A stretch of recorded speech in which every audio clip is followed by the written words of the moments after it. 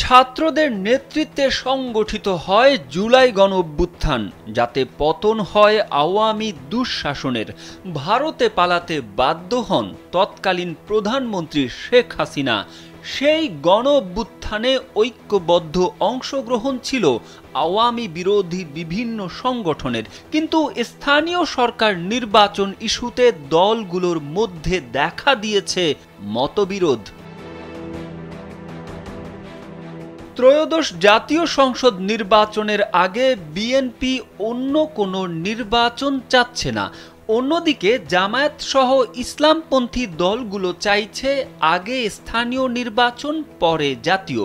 Eden বে কক্সবাজার সমুদ্র সৈকতের উপর নিজেদের একটি ঠিকানা। মাত্র ৫ লাখ টাকায় আপনিও হয়ে যেতে পারেন এই হোটেলের মালিক।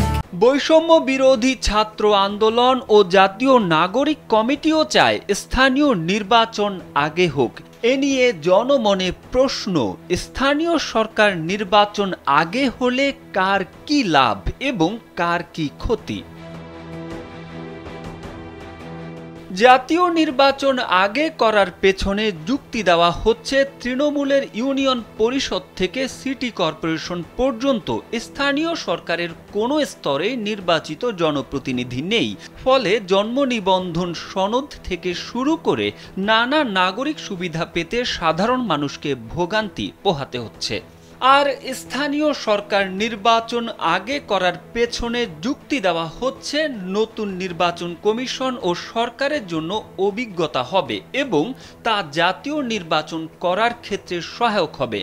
সরকারের দিক থেকে এ ধরনের যুক্তি এসেছে। একই বক্তব্য তুলে ধরেছে বৈষম্য বিরোধী ছাত্র আন্দোলন ও জাতীয় নাগরিক কমিটি। জামায়াতে ইসলামীও একই যুক্তি দেখিয়ে স্থানীয় সরকার নির্বাচন আগে চাইছে। তবে বিএনপিতে এ নিয়ে সন্দেহ রয়েছে। দলের অনেক নেতা মনে করেন, স্থানীয় সরকার নির্বাচন আগে হলে বৈষম্য বিরোধী ছাত্র আন্দোলন ও জাতীয় নাগরিক কমিটির নতুন দল গঠনের ক্ষেত্রে তৃণমূলের ভিত্তি হিসেবে সেই জনপ্রতিনিধিদের ব্যবহারের চেষ্টা হতে পারে। নতুন দল গঠনে সরকারের সহযোগিতা থাকতে পারে, এমন অভিযোগও করা হচ্ছে। যদিও এসব অভিযোগ অস্বীকার করে আসছে বৈষম্য বিরোধী ছাত্র আন্দোলন ও জাতীয় নাগরিক কমিটি। এই দুই সংগঠনের নেতাদের অনেকে অবশ্য সংস্কার শেষ করার পরে নির্বাচনে যাওয়ার পক্ষে বক্তব্য দিয়ে আসছেন।